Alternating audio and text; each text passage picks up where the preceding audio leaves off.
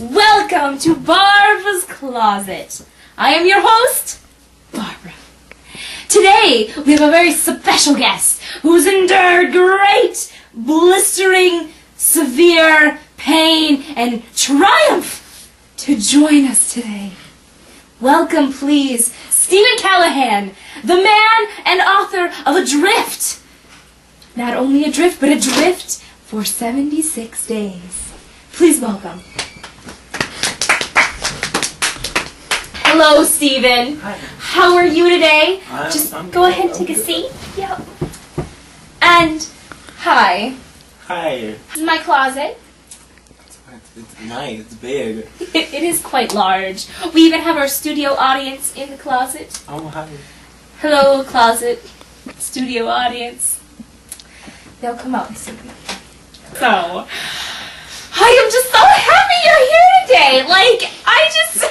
I am ecstatic. You are here to tell us about Adrift. Yeah. The book that you wrote. Oh, the book. It was great. It was great. Oh. Thanks. So you're here to tell us. Okay, so you're on the solo, right? And the solo is what? My home. Your My home. boat. Your home. It's his home, ladies and gentlemen. All of a sudden it starts to sink. It fills with water. What was your first thought? Your initial reaction to, oh my gosh, my home is sinking. So I had to get the raft, had to get as much supplies as I could, and just had to get out there before I was stuck in the sink. So, you got what kind of supplies did you grab? You're so short notice. So how would you have time to think about it? Well, I grabbed the raft and some food and an You had emergency food? kit. You had food. So you had food. And it wasn't much. But Some anyway. peanuts, cabbage. Okay. What else did you grab? My emergency kit. Oh, okay. So it's filled with all those goodies. Yeah. For emergencies. So okay, so you're on this raft, and for the first 10 days you're just in shock from all of this. You're adrift. So how did that make you feel inside? I didn't feel anything really. I just had to focus on I have to get through this and I have to live and I had to survive. Had to survive. It's just how it is. Okay, so you're adrift for a few days and you need food. How'd you get what food? Did you just can't drink salt water. Can't. Well, in the emergency kit, I had a still, which that gave me a little water. And I had my spear gun, and that helped me fish. It was hard at first, but after a while I got the hang of it. Good. That's good. Good. So you had some food. Did you just eat it raw like sushi? No. No, I ate some of it raw, and then with the rest I put it on the roof of the raft, and I dried it out, kind of cooked it a little bit. Oh, that's fabulous. You're such a smart one. Smart. Thanks. Yeah. So you're on this raft, eating some fried up fish, and drinking the little water you have. Yeah. And through this journey, you run into obstacles such as ships that pass by you. Tell us a little bit about that. Well, about middle of my journey, there were some big cargo ships that went by, and I got my flare gun, and I shot it off, shot 6 off. You shot them. They didn't see me. Boom, like a gun? Yeah, a flare gun. Oh, okay. Okay. And they didn't see me, so it was just Oh, a feeling of defeat. A little That's so sad. So you're adrift and you're at sea, and what was the worst part, the hardest part about everything? Definitely trying to sleep and trying to lay down in the mat, because Oh. it's just like this rubber floor, and all these fish are eating the stuff out the bottom, and you feel everything. Oh and my. skin was all Skin. raw and crusty crust. Oh, crusty. Oh my. I was full of bruises, and That must have been horrible. it was. Must have been horrible. the worst Well, part. we'll talk a little bit about your journey home, but first we're going to invite Mrs. Callahan in, your mother. She's here to join us today. Thanks. Come, Mrs. Callahan. Yeah. Yeah. Oh, cute. You're just cute. So, Mrs. Callahan, how are you today? I'm pretty good. How How are do you you? like my closet? It's grand. Well, thanks. So, talking about your son, and so you didn't know about him being at sea, like lost? Well, I knew he was at sea, but he sails a lot, so Sails a lot, yeah. I didn't know when he was supposed to be coming back. So I just thought it was like any other trip. Oh, okay. And you're sitting at home, it's just a normal day, and you get a phone call. Mm-hmm. And it's about your son from a foreign country, about how he was been lost, and all of a sudden just arrives, and you just don't know what to do. Mm-hmm. What were you thinking? What was going through the mind? Well, at first I thought it was a dream. Oh, I'm like, this couldn't happen to my son. He's awesome. What happened? And then waterworks came. I just like start crying, crying.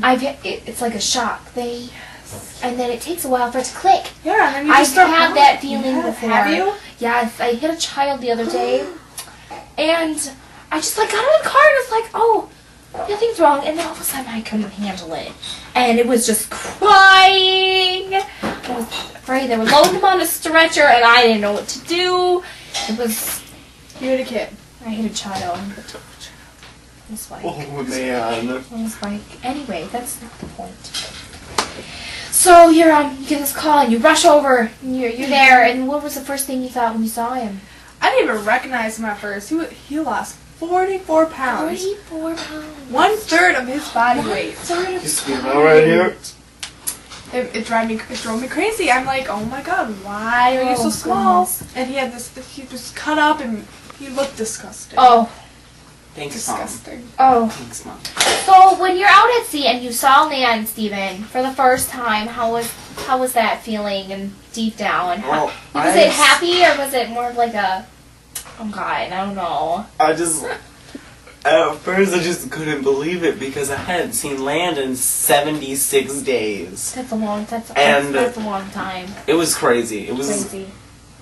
oh, I can't even describe it to you. It was just utter joy. Like the most happy thing could ever. It's like saving me from this watery hell. Yeah. Yeah, I'm sure it was hard.